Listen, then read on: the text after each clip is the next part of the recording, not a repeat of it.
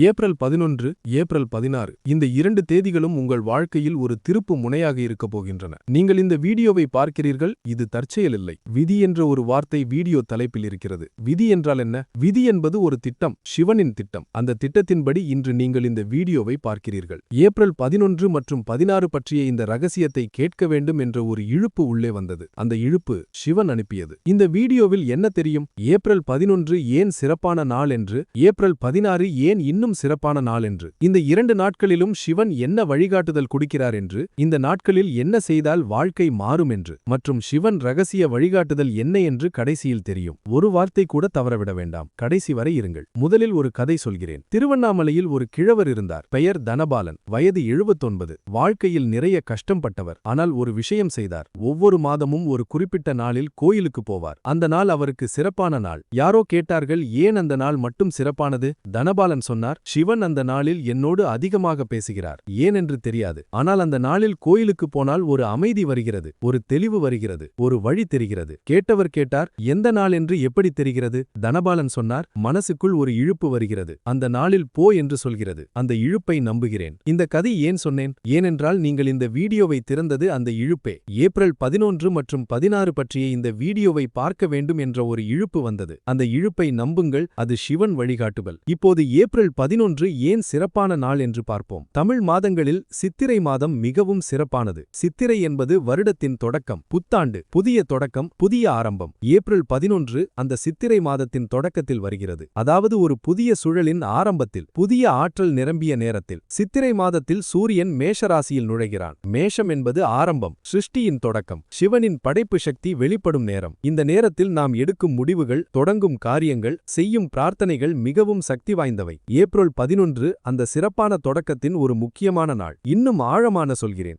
எண்ணியல் படி ஏப்ரல் 11 ஒரு சிறப்பான எண். 11 என்ற இரட்டை வலிமை, ஒரு பாலம் போல. பழையதிலிருந்து புதியதற்கு போகும் பாலம். 11 என்பது ஒரு போர்ட்டல், ஒரு நுழைவாயில். அந்த நுழைவாயிலில் நிற்கிறீர்கள், உள்ளே நுழையுங்கள். இப்போது ஏப்ரல் 16 பற்றி சொல்கிறேன். ஏப்ரல் 16 சித்திரை மாதத்தில் வருகிறது. சித்திரை பௌர்ணமிக்கு அருகில் நிலவின் சக்தி அதிகமாக இருக்கும் நேரம். பௌர்ணமி என்பது முழுமையின் சின்னம். சிவனின் சோமசுந்தர வடிவம் வெளிப்படும் நேரம். சிவன் சோமசுந்தரர், சந்திரனை தலையில் வைத்தவர். பௌர்ணமிக்கு அருகில் சிவன் சக்தி மிகவும் தீவிரமாக வெளிப்படும் நாள். ஏப்ரல் 16 அந்த தீவிரமான சக்தி வெளிப்படும் நாள். 2 நாட்களும் சேர்ந்தால் என்ன ஆகும்? ஏப்ரல் 11 ஒரு தொடக்கம், ஒரு நுழைவாயில். ஏப்ரல் 16 ஒரு முழுமை, ஒரு திருப்பு முனை. இந்த 5 நாள் இடைவெளியில் என்ன நடக்கும் என்று தெரிந்து கொள்வீர்களா? அதை இப்போது சொல்கிறேன். ஏப்ரல் 11 முதல் 16 வரை 5 நாட்கள். இந்த 5 நாட்கள் ஒரு சாதாரண காலகட்டம் இல்லை. இது ஒரு சக்தி வாய்ந்த காலகட்டம். 5 என்ற எண்ணும் சிறப்பானது. பஞ்சாட்சரம் 5 எழுத்து. நமச்சிவாய 5 எழுத்துகள். 5 பஞ்சபூதங்கள், நிலம், நீர், நெருப்பு, காற்று, ஆகாயம். இந்த 5ம் சிவனே. 5 நாட்களில் 5 விஷயங்கள் செய்யுங்கள் என்று சிவன் வழிகாட்டுகிறார். ஒவ்வொரு நாளும் ஒரு விஷயம். முதல் நாள் ஏப்ரல் 11 தொடக்கத்தின் நாள். இந்த நாளில் ஒரு முடிவெடுங்கள். என்ன முடிவு? சிவனோடு வாழ்வேன் என்ற முடிவு. சிவனை என் வாழ்க்கையின் மையத்தில் வைப்பேன் என்ற முடிவு. அந்த ஒரு முடிவு, வேறு ஒன்றும் வேண்டாம். இரண்டாவது நாள் ஏப்ரல் 12 பழையதை விடும் நாள். கோபம் இருக்கிறதா? விட்டுவிடுங்கள். பழைய வலி இருக்கிறதா? கொடுத்து விடுங்கள். பழைய சந்தேகம் இருக்கிறதா? ஒரு நொடி நம்பிக்கை வையுங்கள். ஒரு விஷயம் மட்டும் விட்டுவிடுங்கள். ஒன்று போதும். மூன்றாவது நாள் ஏப்ரல் 13 அன்பின் நாள். யாரோடாவது அன்போடு இருங்கள். ஒரு புன்னகை கொடுங்கள். ஒரு நல்ல வார்த்தை சொல்லுங்கள். ஒரு உதவி செய்யுங்கள். அந்த அன்பு சிவ பூஜை. 4வது நாள் வேட்டி நாள். வேட்டி என்றால் நன்மை. இந்த நாளில் ஒரு நல்ல செயல் செய்யுங்கள். தன்னலம் இல்லாமல், யாருக்காவது எந்த எதிர்பார்ப்பும் இல்லாமல். 5வது நாள் தியான நாள். இந்த நாளில் ஒரு நிமிடம் தியானம் செய்யுங்கள். கண்களை மூடி, சிவனை நினைத்து, ஓம் நமச்சிவாய ஒரு முறை சொல்லி. 6வது நாள் முழுமையின் நாள். இந்த நாளில் கோயிலுக்கு போங்கள். போக முடியாவிட்டால் வீட்டிலேயே விளக்கு ஏற்றுங்கள். சிவனுக்கு நன்றி சொல்லுங்கள். இந்த 5 நாட்களுக்கும் நன்றி. இந்த 6 நாட்கள் ஒரு சாதனை, ஒரு யாத்திரை. சிவன் உங்களுடன் நடக்கிறார். இப்போது ஒரு ஆழமான விஷயம். சித்திரை மாதம் ஏன் புத்தாண்டு என்று தெரியுமா? வேதங்கள் சொல்கின்றன, சூரியன் மேஷத்தில் நுழையும் நேரம் பிரபஞ்சம் ஒரு புதிய சுழல் தொடங்குகிறது. புதிய ஆற்றல்கள் வருகின்றன. பழைய ஆற்றல்கள் புதுப்பிக்கப்படுகின்றன. இது ஒரு காஸ்மிக் ரீசெட். ஒரு கணினி ரீசெட் ஆகும்போது புதிதாக தொடங்குகிறது. சித்திரை மாதம் அந்த ரீசெட். வாழ்க்கையும் புதிதாக தொடங்கலாம். ஏப்ரல் 11 அந்த தொடக்கத்தில் ஒரு சக்தி வாய்ந்த நாள். இந்த நாளில் நீங்கள் என்ன நினைக்கிறீர்கள் என்று முக்கியம். என்ன செய்கிறீர்கள் என்று முக்கியம். எந்த ஆற்றலை வரவேற்கிறீர்கள் என்று முக்கியம். நல்ல எண்ணங்களோடு இருங்கள், நல்ல செயல்களோடு இருங்கள், நல்ல மனிதர்களோடு இருங்கள். அந்த நாளின் ஆற்றல் உங்களை ஒட்டிக்கொள்ளும். மேலும் நல்லது வரும். இப்போது ஒரு கதை சொல்கிறேன். ஒரு கடலோர கிராமத்தில் ஒரு மீனவர் குடும்பம் இருந்தது. ஒவ்வொரு சித்திரை பௌர்ணமிக்கும் அவர்கள் ஒரு விஷயம் செய்தார்கள். கடலுக்கு போய் ஒரு விளக்கை ஏற்றினார்கள். நீரில் மிதக்க விட்டார்கள். ஏன் என்று கேட்டால், கடல் என்பது சிவன். அந்த விளக்கு சிவனுக்கு நன்றி என்று சொன்னார்கள். ஒரு வருடம் அந்த மீனவரின் மகன் கேட்டான், அப்பா, விளக்கை ஏற்றினால் என்ன பலன்? அப்பா சொன்னான், பலன் தேடி ஏற்றவில்லை, நன்றி சொல்ல ஏற்றுகிறேன்.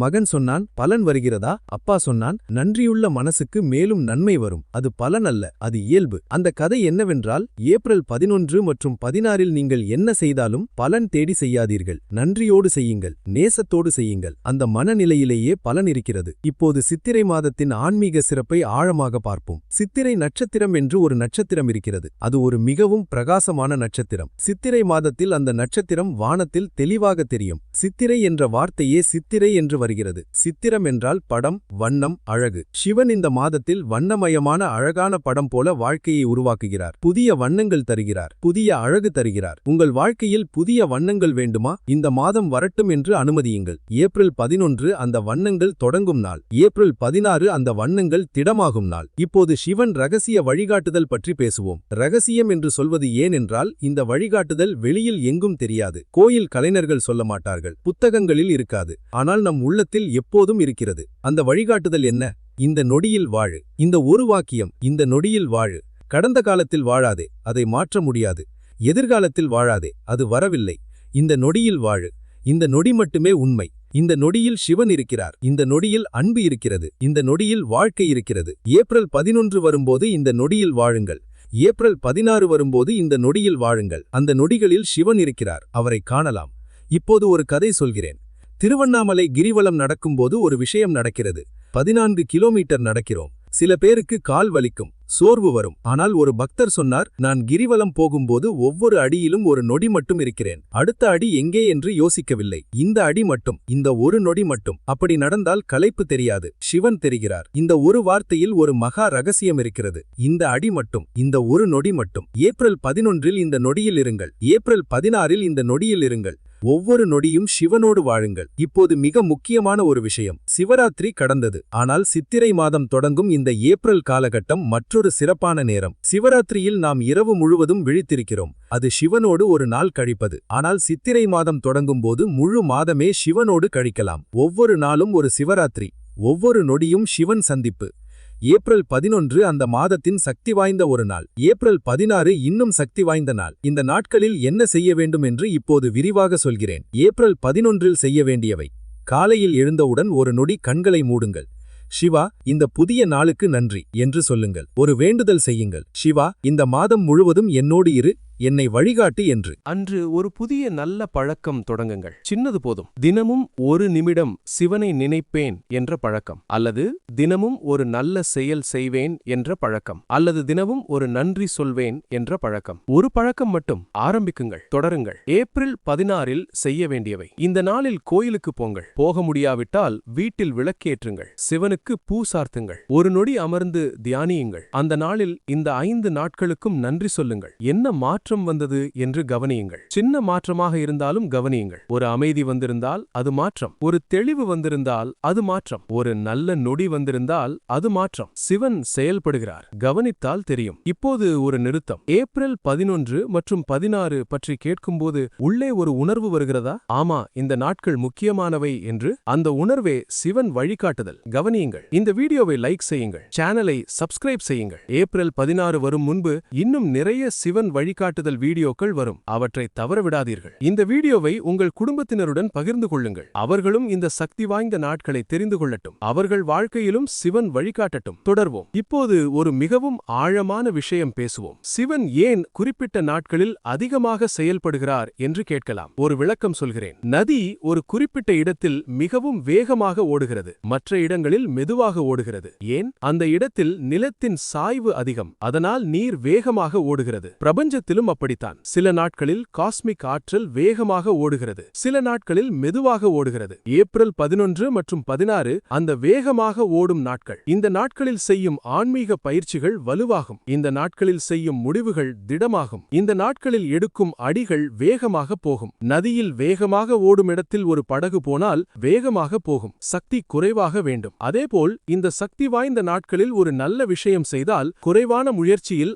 அதிக பலன் கிட்டும். இதை பயன்படுத்திக் கொள்ளுங்கள். இப்போது ஒரு முக்கியமான விஷயம். இந்த நாட்களில் என்ன செய்யக்கூடாது என்று சொல்கிறேன். கோபத்தில் பேசாதீர்கள். ஏனென்றால் சக்தி வாய்ந்த நாட்களில் நல்லதும் வேகமாக பரவும், கெட்டதும் வேகமாக பரவும். கோபமான வார்த்தைகள் அதிக தீங்கு செய்யும். அவசர முடிவுகள் எடுக்காதீர்கள். சக்தி அதிகமாக இருக்கும்போது மனம் வேகமாக ஓடும். அந்த வேகத்தில் தவறான முடிவுகள் எடுக்கலாம். தனிமையில் இருங்கள். குறைந்தது ஒரு நொடி. அந்த தனிமையில் சிவன் பேசுவார். இப்போது ஒரு கதை சொல்கிறேன். ஒரு வணிகர் இருந்தார். ஒவ்வொரு சித்திரை வருட தொடக்கத்திலும் ஒரு விஷயம் செய்தார். அன்று சாயல் வாங்கவில்லை, கணக்கு போடவில்லை, வியாபாரம் செய்யவில்லை. முழு நாளும் கோயிலில் இருந்தார். சிவனோடு நாள் கழித்தார். மகன் கேட்டான், அப்பா, ஒரு நாள் வியாபாரம் நிறுத்தினால் நஷ்டம் வராதா? அப்பா சொன்னார், அந்த ஒரு நாள் சிவனோடு கழித்தால் அடுத்த முழு வருடம் சிவன் வியாபாரம் பார்க்கிறார். மகன் சிரித்தான், ஆனால் கவனித்தான். அப்பாவின் வியாபாரம் எப்போதும் நன்றாக இருந்தது. தோல்வி வந்தாலும் திரும்பி வந்தது, கஷ்டம் வந்தாலும் கடந்தது. மகன் கேட்டான், ஏன் இப்படி நடக்கிறது? அப்பா சொன்னார், சிவன் கூட இருக்கிறார். சிவன் கூட இருக்கும்போது எதுவும் நிரந்தரமாக கெட்டுப்போவதில்லை.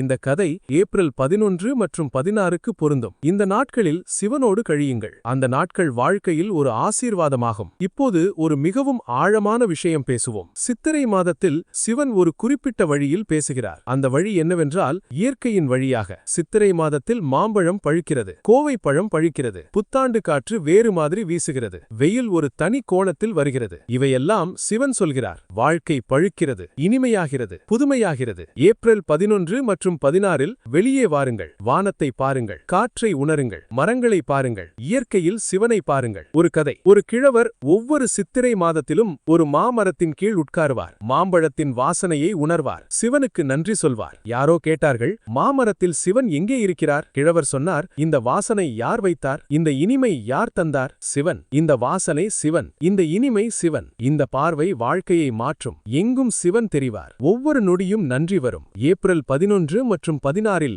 இந்த பார்வையோடு இருங்கள். வாழ்க்கை அர்த்தமுள்ளதாகும். இப்போது ஒரு விஷயம் கேட்கிறேன். இந்த வீடியோவை பார்க்கும் நீங்கள் ஒரு கேள்வி கேட்கிறேன். உங்கள் வாழ்க்கையில் இப்போது என்ன மாற வேண்டும் என்று விரும்புகிறீர்கள்? ஒரு உறவு சரியாக வேண்டுமா? ஒரு வேலை கிட்ட வேண்டுமா? ஒரு ஆரோக்கியம் வேண்டுமா? ஒரு அமைதி வேண்டுமா? ஒரு திசை வேண்டுமா? அந்த விஷயத்தை ஏப்ரல் 11இல் சிவனிடம் கொடுங்கள். சிவா, இது உன் கையில் என்று சொல்லுங்கள். ஏப்ரல் 16இல் நன்றி சொல்லுங்கள். நீ செயல்படுவாய் என்று நம்புகிறேன் என்று சொல்லுங்கள். இந்த 5 நாட்களில் சிவன் செயல்படுகிறார். இப்போது ஒரு முக்கியமான விஷயம். இந்த வீடியோவை நான் உங்களுக்காக அன்போடு எழுதினேன். ஸ்கிரிப்ட் எழுதி ரெக்கார்ட் செய்து உங்களிடம் கொண்டு வருகிறேன். ஒரே ஒரு காரணத்திற்காக.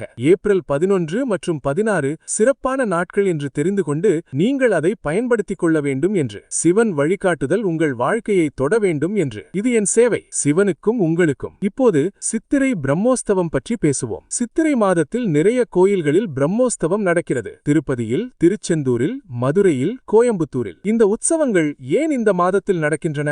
ஏனென்றால் சித்திரை மாதம் தெய்வீக ஆற்றல் மிகவும் அதிகமாக இருக்கும் நேரம். அந்த ஆற்றலை பக்தர்களுக்கு கொண்டு சேர்க்க உற்சவங்கள் நடத்தினார்கள். உற்சவம் என்றால் என்ன?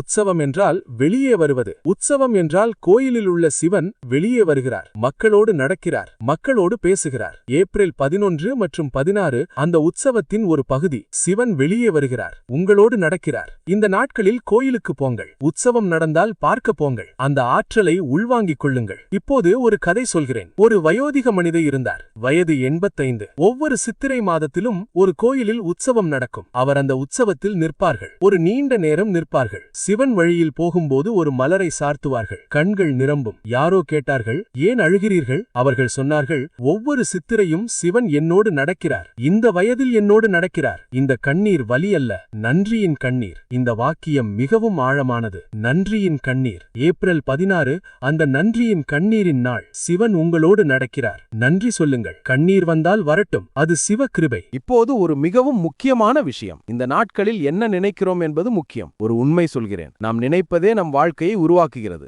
நல்ல எண்ணங்கள் நல்ல வாழ்க்கையை உருவாக்கும். கெட்ட எண்ணங்கள் கெட்ட வாழ்க்கையை உருவாக்கும். சக்தி வாய்ந்த நாட்களில் இந்த விதி மிகவும் வலுவாக செயல்படும். ஏப்ரல் 11 மற்றும் 16இல் நல்ல எண்ணங்களோடு இருங்கள். யாரையாவது வெறுக்காதீர்கள். யாரையாவது யாரையாவது குறை சொல்லாதீர்கள், யாரையாவது தாழ்வாக பார்க்காதீர்கள். அனைவரும் சிவனின் குழந்தைகள், அனைவரிலும் சிவன் இருக்கிறார். இந்த பார்வையோடு இருங்கள், வாழ்க்கை வேறு மாதிரி தெரியும். இப்போது ஒரு கதை சொல்கிறேன். ஒரு சிறுவன் தன் தாத்தாவிடம் கேட்டான், தாத்தா, ஏப்ரல் 11 ஏன் சிறப்பானது? தாத்தா சொன்னார், மகனே, ஒரு விஷயம் சொல். தினமும் சூரியன் உதிக்கிறான், அது சிறப்பா? சிறுவன் சொன்னான், ஆமாம், ஆனால் சாதாரண விஷயம். தாத்தா சொன்னார், அதுவும் அப்படித்தான். சித்திரை வருட தொடக்கம் ஒவ்வொரு வருடமும் வருகிறது, ஆனால் சாதாரண விஷயமில்லை. சூரியன் ஒவ்வொரு நாளும் உதிப்பதை சிறப்பாக பார்க்கிறோம் என்றால் வாழ்க்கை சிறப்பாகும். சித்திரை தொடக்கத்தை சிறப்பாக பார்க்கிறோம் என்றால் வருடம் சிறப்பாகும். சிறுவன் சொன்னான், ஆமாம் தாத்தா, பார்க்கும் பார்வைதான் வித்தியாசம் செய்கிறது. தாத்தா சொன்னார், ஆமாம் மகனே, சரியாக சொன்னாய். இந்த கதை என்னவென்றால், ஏப்ரல் 11 மற்றும் 16 சக்தி வாய்ந்தவை,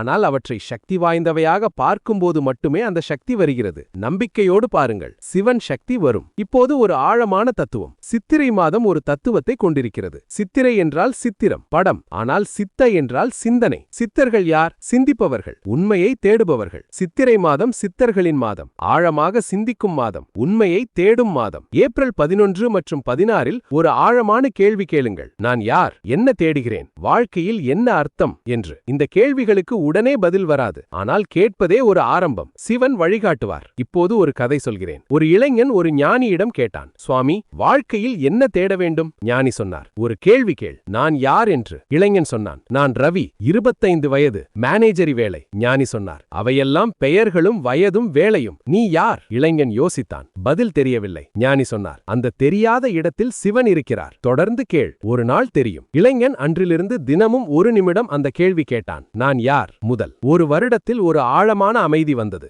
ஏப்ரல் 11 முதல் அந்த கேள்வியை தொடங்குங்கள். நான் யார்? ஒரு நொடி மட்டும். ஏப்ரல் 16 வரும்போது அந்த கேள்வி உங்களை ஆழமாக அழைத்திருக்கும். இப்போது விதி பற்றி பேசுவோம். வீடியோ தலைப்பில் விதி என்ற வார்த்தை இருக்கிறது. நீங்கள் இதை பார்ப்பது விதி என்று. விதி என்றால் என்ன?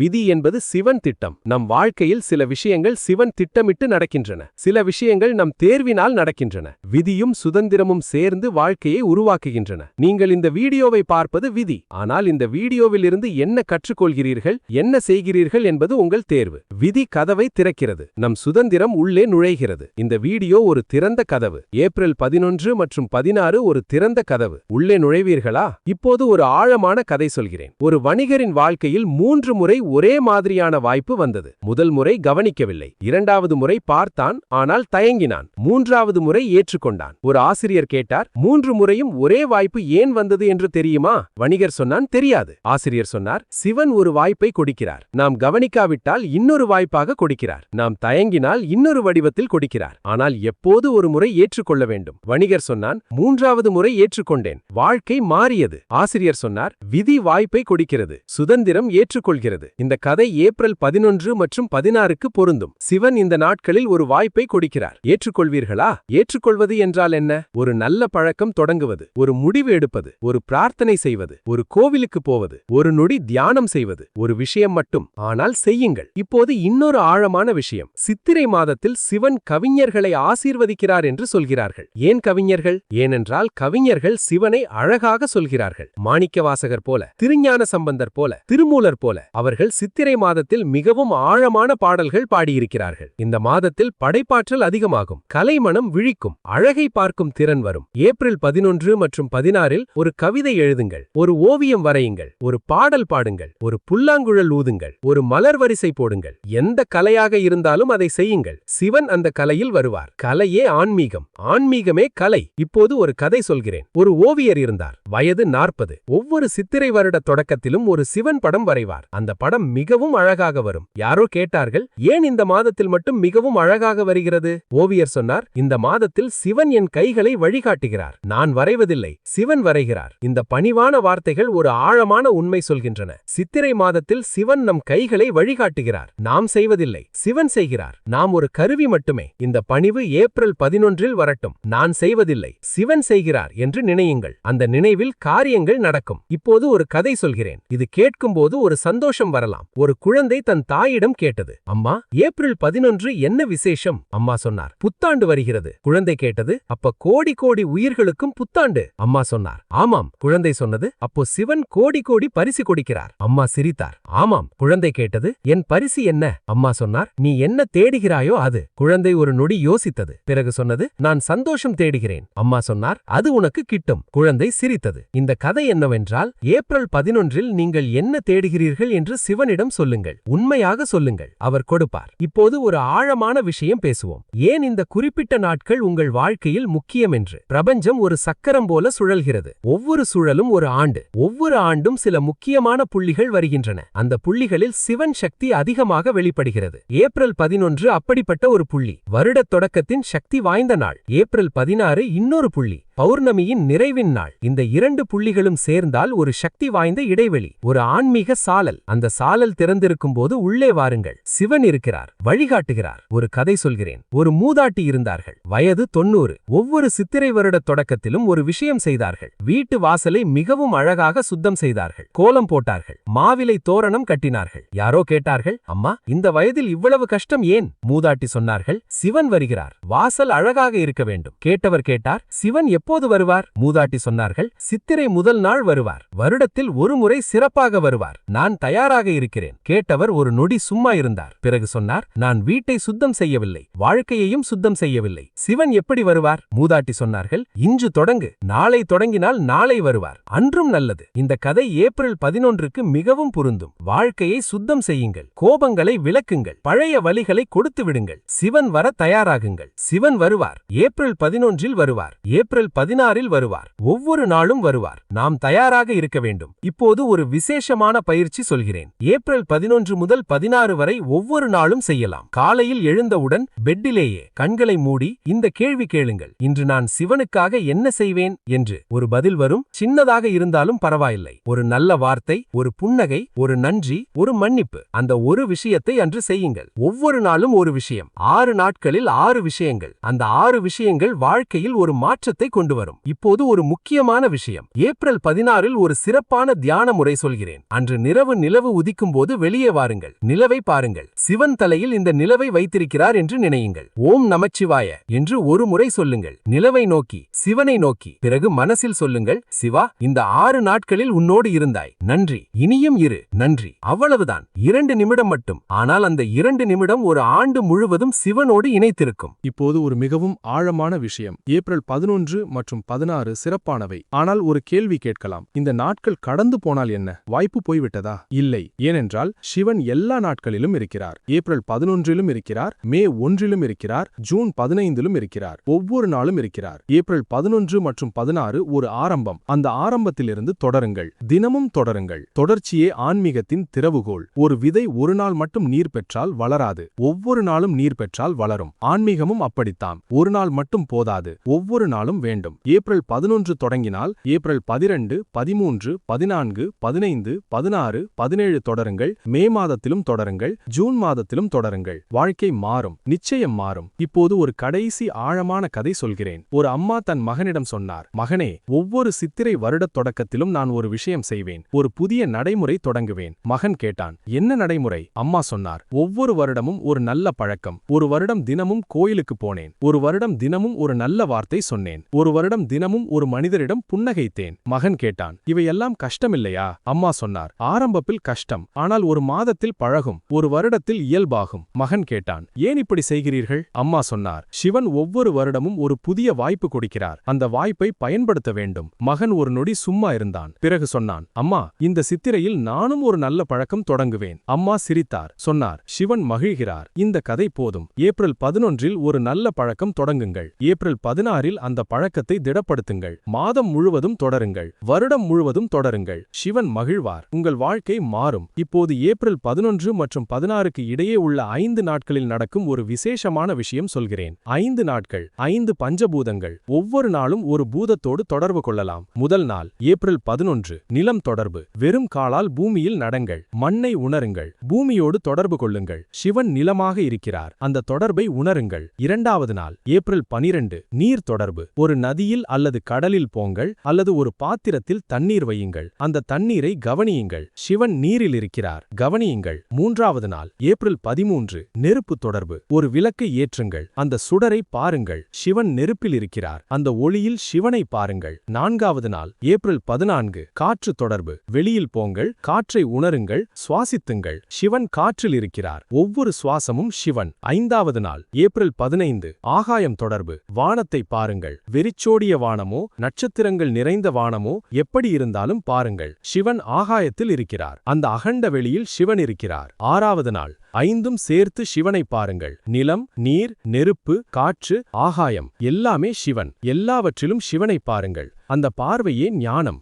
இந்த 6 நாட்களில் 6 பூதங்களோடு தொடர்பு கொள்வது ஒரு மகா ஆன்மீக பயிற்சி. ஒரு கதை சொல்கிறேன். ஒரு சித்தர் ஒரு மாணவனிடம் சொன்னார், சிவனை கோயிலில் மட்டும் தேடாதே. மாணவன் கேட்டான், வேறு எங்கே? சித்தர் சொன்னார், எங்கும். தண்ணீரில் பாரு, சிவன் இருக்கிறார். நெருப்பில் பாரு, சிவன் இருக்கிறார். காற்றில் பாரு, சிவன் இருக்கிறார். மண்ணில் பாரு, சிவன் இருக்கிறார். வானில் பாரு, சிவன் இருக்கிறார். மாணவன் கேட்டான், அப்போ சிவன் எங்கும் இருக்கிறார்? சித்தர் சொன்னார், ஆமாம், எங்கும் இருக்கிறார். ஆனால் பார்க்கும் கண் வேண்டும். மாணவன் கேட்டான், அந்த கண் எப்படி வரும்? சித்தர் சொன்னார், ஒவ்வொரு நொடியும் கவனிப்பதால், ஒவ்வொரு விஷயத்திலும் சிவனை தேடுவதால் ஒரு நாள் கண் திறக்கும். எங்கும் சிவன் தெரிவார். இந்த கண் திறக்க ஏப்ரல் 11 முதல் 16 வரை முயற்சி செய்யுங்கள். ஒவ்வொரு விஷயத்திலும் சிவனை தேடுங்கள். ஒரு கல்லில் சிவன் தெரிகிறாரா? ஒரு மரத்தில் தெரிகிறாரா? ஒரு மனிதரில் தெரிகிறாரா? ஒரு குழந்தையில் தெரிகிறாரா? தேடுங்கள். ஒரு நாள் தெரியும். இப்போது ஒரு மிகவும் முக்கியமான விஷயம். சித்திரை மாதம் ஒரு ஆன்மீக ரீதியில் ஒரு சுத்திகரிப்பு நடக்கிறது. உடலிலும் மனசிலும் ஆத்மாவிலும். உடல் சுத்திகரிப்பு.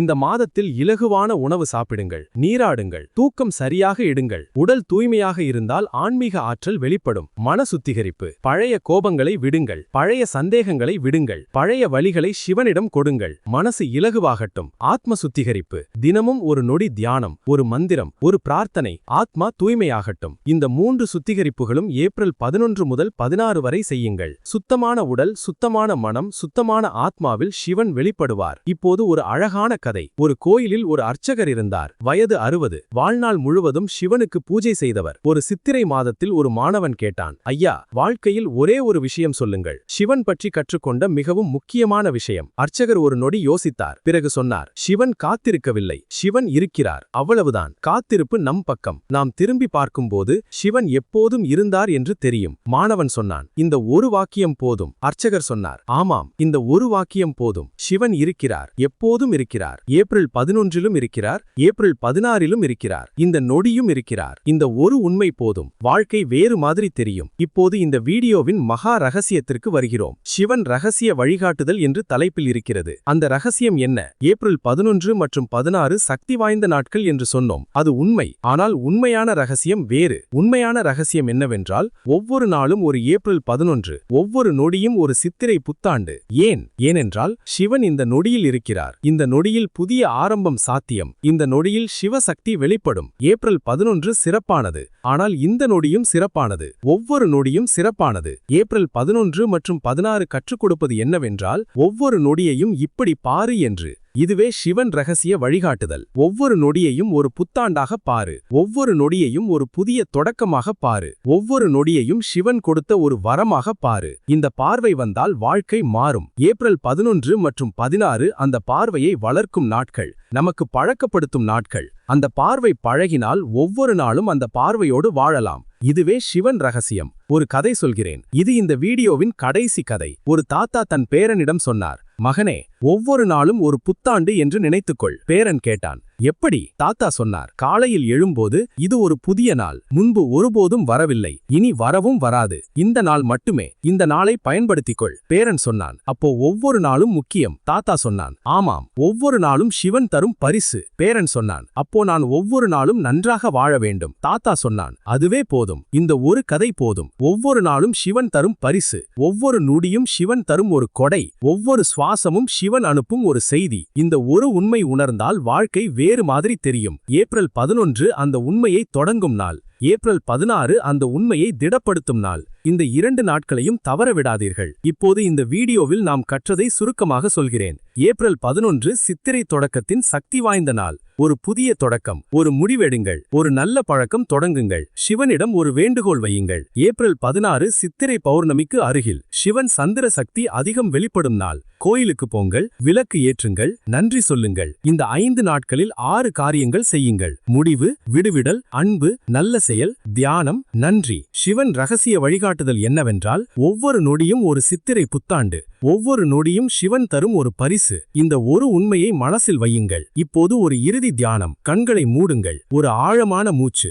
உள்ளே சிவா என்று உணருங்கள், வெளியே நமசிவாய என்று உணருங்கள். மனசில் சொல்லுங்கள், சிவா, ஏப்ரல் 11 மற்றும் 16 நான் உன்னோடு இருக்கிறேன். உன் வழிகாட்டுதலை ஏற்கிறேன். என்னை வழிகாட்டு. கண்களை திறங்கள். சிவன் கேட்டார், அவர் வழிகாட்டுவார். கீழே கமெண்ட் பெட்டியில் எழுதுங்கள், ஏப்ரல் 11 மற்றும் 16 நான் சிவனோடு இருக்கிறேன் என்று. அந்த வார்த்தைகள் உங்கள் உறுதிமொழி. இந்த வீடியோவை குடும்பத்தினருடன் பகிர்ந்து கொள்ளுங்கள். அவர்களும் இந்த சக்தி வாய்ந்த நாட்களை அறியட்டும். அவர்கள் வாழ்க்கையிலும் சிவன் வழிகாக்கட்டும். சிவன் உங்களை நேசிக்கிறார். இந்த நொடியில் நேசிக்கிறார். ஏப்ரல் 11 நேசிக்கிறார். ஏப்ரல் 16 நேசிக்கிறார். என்றும் நேசிக்கிறார். ஓம் நம சிவாய. நன்றி. சாந்தி.